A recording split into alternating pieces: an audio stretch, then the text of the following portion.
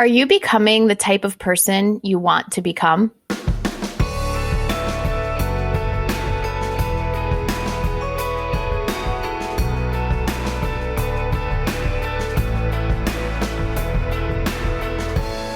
Hey listeners, welcome to In the Arena. I'm Jackie Goldberg. And I'm Leah Smart. And today we're going to be talking about a book we've been really excited to read and finally went ahead and did it, Atomic Habits by James Clear. So this book was written in 2018, and I'm sure you've heard about it. We had heard about it. We've talked about it, but never actually read it. So we decided to take the plunge at the beginning of this year and share with you what we've learned from it.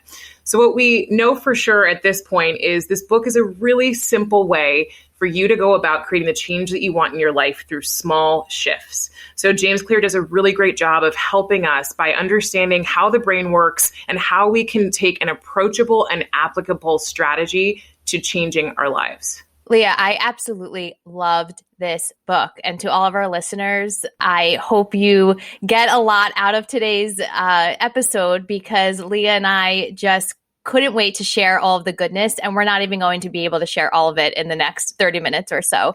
But I remember reading The Power of Habit by Charles Duhigg a few years ago and loving it. But, you know, for me personally, and I know Leah, we felt similarly in terms of the beginning of the year. I think for our listeners, a lot of people know Leah doesn't like New Year's resolutions. I like New Year's resolutions. But it was the beginning of the year, and I really felt like it was a good time to start thinking about what my habits are, what are my healthy habits, what are the habits I want to get rid of, and what are some simple practices that I can put into place. So just thinking about, you know, the beginning of a year and setting up for the rest of the year, it just feels like a really good time to have this conversation. Yeah, I mean, it's a perfect, thinking about at the end of 2020, all of us are probably having some bits of challenge in the last year, but also some amount of hope about what's coming in 2021. So yes, I am one of those don't like New Year's resolutions people, but what I do like is of course setting up new systems for myself to become a better person. So what I did instead was, I waited, and actually for me, January was about reflecting and, thinking about 2020 and the things I'd accomplished. And then what I chose to do was just start this whole new system for myself on the 1st of February. So what he shares is, you can start anything like this on the first of a month, the first day of a week. But for most of us, hope really resides at the beginning of a significant or even just a simple calendar event. So it doesn't have to be the first of the year that you decide to make changes.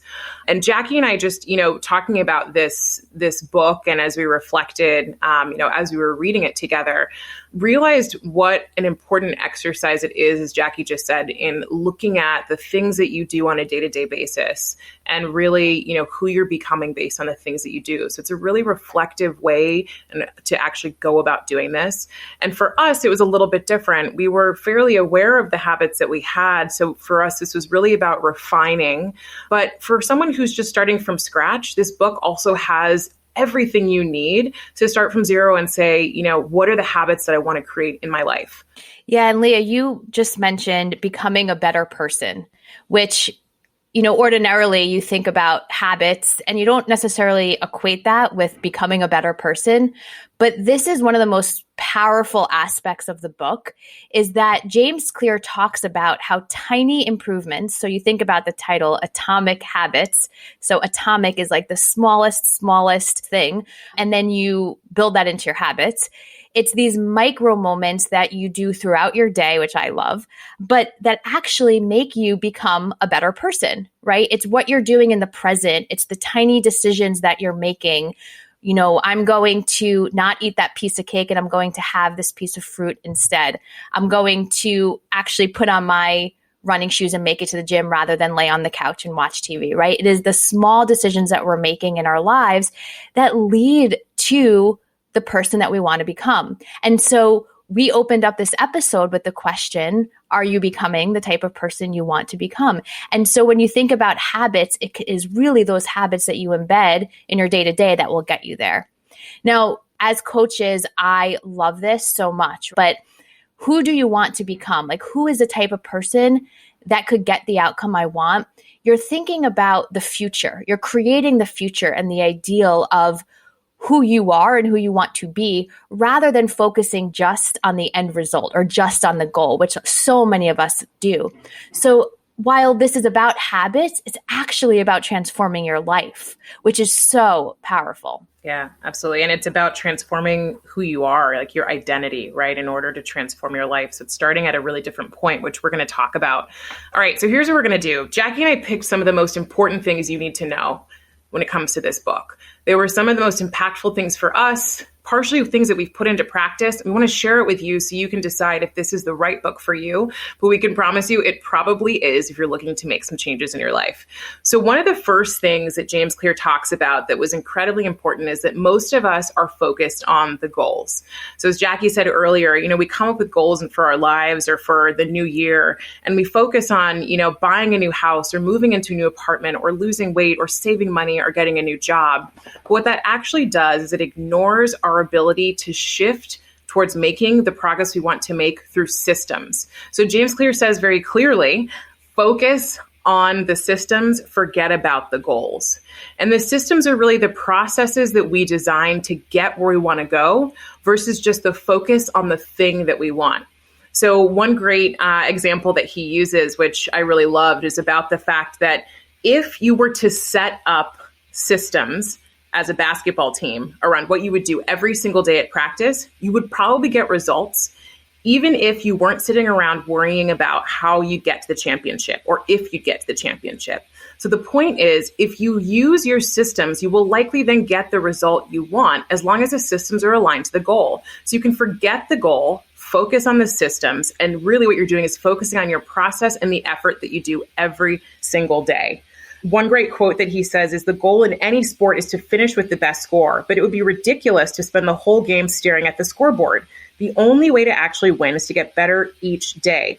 In the words of three-time Super Bowl winner Bill Walsh, the score takes care of itself. The same is true for every area of our lives. If you want better results, forget about setting goals and focus on your systems instead. This is such a critical piece of the book because habits are what formulate your systems. And he talks about commitment to that process. Commitment to those habits is what will determine your progress, to your point, rather than focusing on the outcome. There's so many things that we want to share, but this is a big takeaway, and we're only going to be able to share a few things today. So one of the biggest things that he talks about very early on in the book, and similar to what I was saying earlier about who you want to become, is really looking at your habits and your goals as your identity. So the goal is for your habit to actually become part of who you are. So he likes to talk about this as the type of person who I am, right? Versus the type of person who wants to be, right? So it's one thing to desire for something. I want to be the type of person who cooks. For those of you who listen to our podcast often, cooking is something I've desired to do for a long time. And finally, COVID made me a cook. But rather than saying I'm the type of person who wants to cook, I can say I am the type of person who cooks. I am a cook, and I make it part of my identity. And so the goal, again, is to focus on creating habits that become part of my identity versus just creating habits with not actually believing, right? He talks a lot about belief systems and really unraveling those belief systems that you used to have about yourself, and then focusing on the belief systems that you want to create. So a quote that he has here is, when your behavior and your identity are fully aligned, you are no longer pursuing behavior change. You are simply acting like the type of person you already believe yourself to be. It's so powerful. Yeah, it's really powerful. And I think he calls this identity-based outcomes, right? So most of the time when we set a goal, we say, I want to lose weight or I want to run a marathon or whatever it is. In our minds, we might not believe that we're the kind of person who runs a marathon. So when we fail, it's no surprise to us because we never believed we were that kind of person anyway. So what he has us do is, like you said, Jackie, it's shifting away from the goal itself and asking yourself, what would the kind of person who runs a marathon do today? And Jackie, I think you and I both we've had a similar experience when we heard a share or a story about a woman who lost 100 pounds. And all she did was ask the question, what would a healthy person do? And so we both just asked ourselves that, not for weight loss necessarily, but for other things, to say, how would a healthy person handle this? And then you do that thing. And what I loved about it is it's the simplest question you can ask. And as long as it's aligned to the kind of person you want to become, it's going to get you to your goal. Definitely. And one thing that James does really well in this book also is that he tells a ton of stories. So the concepts that we're sharing here today, again, not hitting on nearly all of them, but he shares these great stories to really help you understand these concepts and relate them to yourselves, which I think is just it makes it a quick read for sure. Yeah, it's an incredibly approachable book. So, it's not, although there's a lot of interesting sciencey stuff in there, it's not so scientific that you're going to get lost in studies, et cetera. It really is bringing it back to real life. And most of the stories he shares, we've been talking about this, you won't forget these examples. And that's part of what helps you really kind of, get these habits and get this structure built into your life, is just remembering that people have done this before and remembering each of the stories that may relate back to what you want to create. But of course, we are going to talk a little bit about the science now. So as Jackie mentioned earlier, Charles Duhigg wrote a book a few years back as well called The Power of Habit, which also did really well. And what Charles Duhigg shared in this book is the 4 steps of the habit loop, which James introduces as the precursor to most of his book, which is what he calls the 4 laws of behavior change. So the 4 steps of the habit loop are cue, craving, response, and reward.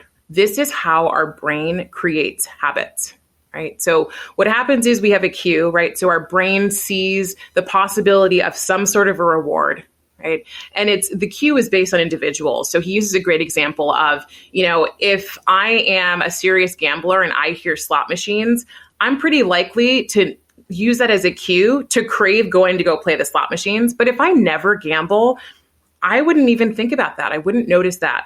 And then the craving comes right after the cue. So the craving is really the motivation to change the way that you feel.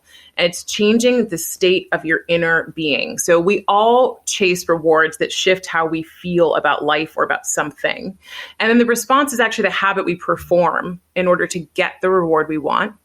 And then finally, we have the reward. So the reward can be tangible or intangible. It can be that you want to feel better or that you want to, make a certain amount of money or get a specific promotion. Whatever it is, it's a thing that you are believing is going to, again, change your internal state. And the end goal of the habit is that it does one of 2 things. It either satisfies us, so it gives us what we want, or it teaches us what to repeat. So if we take a habit and say, great, as long as I take care of this cue, craving, response, and reward, and I continue this habit, I'll keep getting what I want, then we're going to repeat that habit for as long as we can. So part of what James Clear is also doing is helping us understand how we can either create good habits or get rid of bad habits by integrating this into these 4 laws of behavior change that he's pulled from this habit loop that Charles Duhigg created. Yeah. And one of the main things about habits and why they're so helpful and why our brains are wired to make habits. And actually, researchers find that 40 to 50% of our day is made up of habits. But one of the reasons why this is so good for us is because habits are automatic for the most part, right? They become automatic. That's what you're trying to do. You're trying to instill a practice where you don't have to think about it anymore. Your brain just does it. And so it's really helpful to know the cue, craving, response, and reward from a scientific standpoint to help you understand what makes up a habit. But what James does is he actually says, okay, well, now we understand what a habit is about and how it will work for us, right? But also remember that sometimes it works against us because your bad habits become automatic too. But what he says is, okay, well, how can we make this actionable, right? What can we actually do to look at our habits and change them?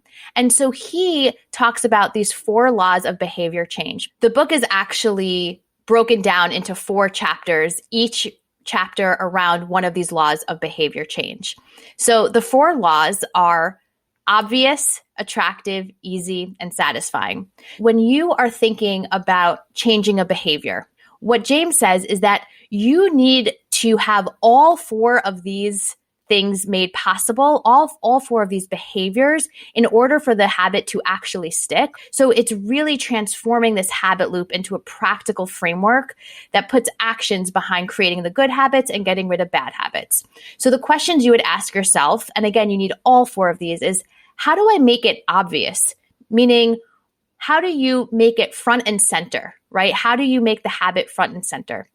How do I make it attractive? What is appealing to this? What is going to make me want to do this habit?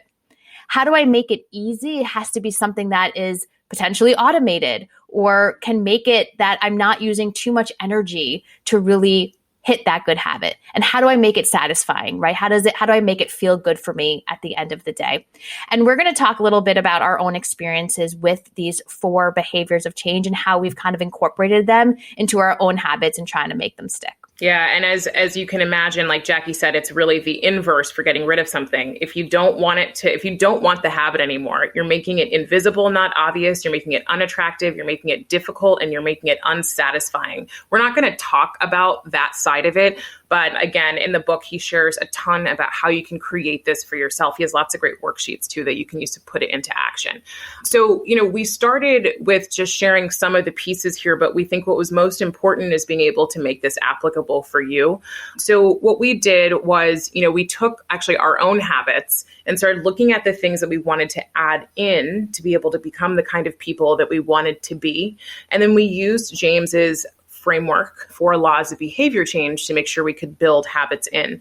So where I started was I just wanted to make sure I knew what I was doing and where I could add in new habits. So I did a little bit of a habit audit.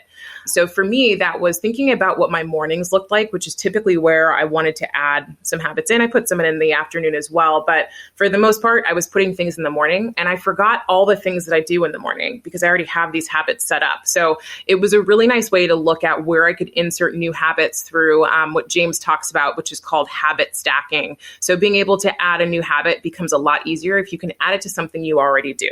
So we'll talk a little bit about what that is, and Jackie's going to share more about that. And then the other piece of the habit audit is James also has something called a scorecard. So if you wanted to go in and you weren't quite sure what habits you had that were, giving you the outcome you wanted or not giving you the outcomes you wanted, you could actually do an audit, and then you can give yourself space to do a plus, minus, or a neutral for each of your habits to figure out what needs to be removed and what can continue to go on for you. And if you purchase Atomic Habits, actually, I don't even know if you need to purchase the book, but if you go on James Clear's website, I believe you can download some of these worksheets that can help you, like the scorecard, for example. But Leah, you mentioned habit stacking, which is one of probably, for me, it's the easiest way to incorporate a new habit. And habit stacking is stacking a new behavior or new habit on top of something that you already do, right? So a good one, and this is something I've done for years. I've been flossing for probably 8 years every night religiously. It was a New Year's resolution for me a long time ago, but I stacked it on top of brushing my teeth, right? That's an obvious one. You brush your teeth every evening. So I stacked flossing on top of that. So habit stacking is, again, just adding a new habit onto something that you already do. For me, the 2 things that I've implemented since reading this book that I'm just really excited about is, one, I've now been taking my vitamins every day. It's something that I dabble in every so often, but now I'm able to actually stick with it because I've stacked it onto finishing my breakfast. I eat breakfast every single morning. And so my stack is, and he talks about making it very specific. My stack is when I bring my breakfast dish to the sink because I'm done with my breakfast, that is when I take my vitamins. One of the ways that I use these behavior laws of change is by making it obvious. So I keep my vitamins out on my desk every day. That is how I can be sure that I will do that, right? And it also makes it super easy because it's not a hard thing to take my vitamin, right? So I'm also making sure that it's easy. One thing, Jackie, is you shared the vitamin piece, right? But what you all are hearing in this habit is she is deciding exactly where and when she's going to do it. Like, so those are the really important things that he talks about is where and when are you going to do this thing? So it could be, for her, it's at when she goes and puts her dish away. For someone else, it might be, I'm going to be at my desk at this time. So again, when and where is really important when it comes to building a new habit. Yes, exactly. Time and location are really important cues to think about when you're creating new habits. The second one I'll just add here is that John Haidt, who we interviewed a few weeks ago, told us both about the 5-minute journal, and we've both purchased it since speaking with him. And I've been implementing this every day for myself. And one of the things that's embedded in the 5-minute journal is actually a habit, right? They say you do it the first thing when you wake up and the last thing you do before you go to bed. So it's actually built into the 5-minute journal. But what I do in order to make it obvious and easy for myself is that I put my journal on top of my phone at night so that when I wake up in the morning, I can't grab my phone, because I know for me, one of my habits is the first thing I do in the morning is grab my phone. So if I have my journal on top of it, then I can't do that. So I have to grab my journal first and do the journaling. And same thing, before bed, I keep it on my bed, on my pillow. So I know that I can have to do that before bed, and then I put it on top of my phone before I go to sleep. So making it obvious and easy has really helped in sticking with this 5-minute journaling. Yep, I love that. And it's, again, the obvious and the easy. It sounds so simple. It's not always easy to do obvious and easy. So that's why you've got to do it intentionally. The other thing that we found really great that I tried out is something called the habit contract. So that's really about accountability. It's about the fact that, when you say that you're going to do something and someone else signs off on it, you're much more likely to actually follow through. So I built out a full habit contract for my morning and night routines. And it had all of my habit stackings in there, my rewards, and all the things I wanted to do. And I sent it to one of my best friends who signed off on it. And so she sent it back to me saying she'd signed off. And now I know that she also knows that I'm going to be doing this every day. Now, if I'm not motivated enough, I have an accountability buddy who can say, hey, how's it going? Or if I'm not doing it, I then have this feeling of either disappointing someone else or disappointing myself because of a contract that's been signed between the two of us. So that's been really helpful in just spending the first, week or so getting this going. Yeah, there's so much power in sharing your goals with other people. One of the coolest techniques that I believe he talks about in the book is something called the 2-minute rule. And it's really about mastering the art of showing up. So any habit that you want to take on and start, all you have to do is do it for 2 minutes. And what you're doing is just showing up to do it. So the famous example he gives is the guy who wants to start going to the gym and becoming the type of person who goes to the gym. What he did every single day for a few weeks was just put his shoes on, put his sneakers on, tie them up, and walk outside. And that was it. And he did that every single day until he mastered the art of doing that, where one day he's like, you know what, let me just drive to the gym. And then he drives to the gym. And then over time, he says, you know what, I'll just spend 5 minutes doing, push-ups. And he talks about the compounding effect, right? You're working towards that improvement, but you're really starting with showing up. And so, something that Leah and I both have done is thinking about this 2-minute rule in our own way. And what can we do every day for a minimal amount of time?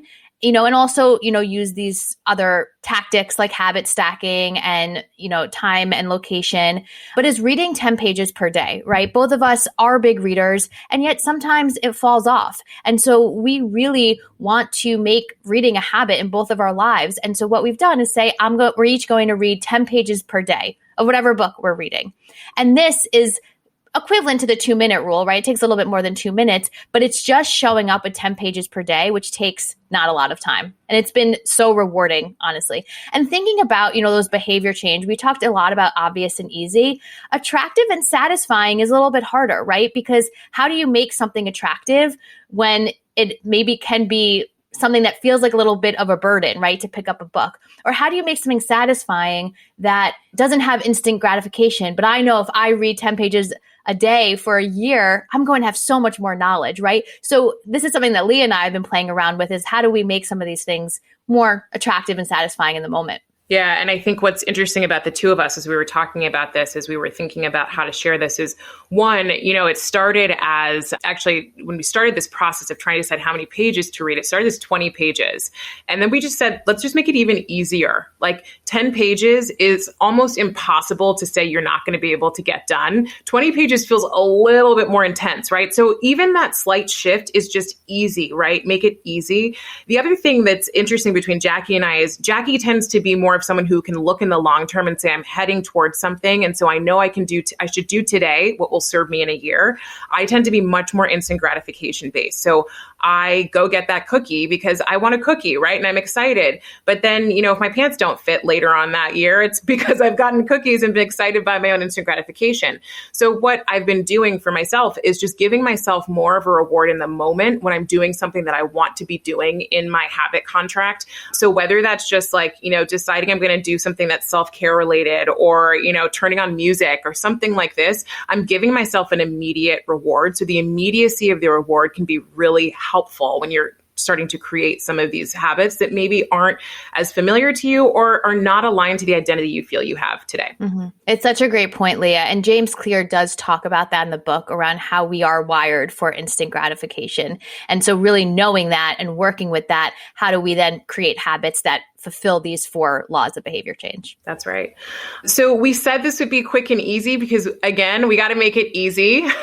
So here we are. We're at the end of sharing this with you, but we really hope this isn't the end of your journey with using this framework, using James' work to be able to create the kind of life that you want to create. And just remembering there are really 2 really important things when it comes to this. It's designing your systems so you can achieve your goals versus just designing the goal. And it's deciding the kind of person you want to be.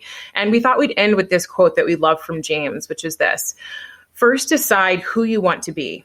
This holds at any level, as an individual, as a team, as a community, or as a nation. What do you want to stand for? What are your principles and values, and who do you wish to become? And we thought this was a great way to sum this up because this can be done at the individual level all the way up to community, up to, as you hear, nation, and as a group. We can change ourselves and change the world. So thanks so much, everyone, for coming along on the journey with us. If you're a new listener, thanks for being here. You can find us on Spotify, Apple iTunes, and Audible, and we will see you next time. Have a great day, everyone.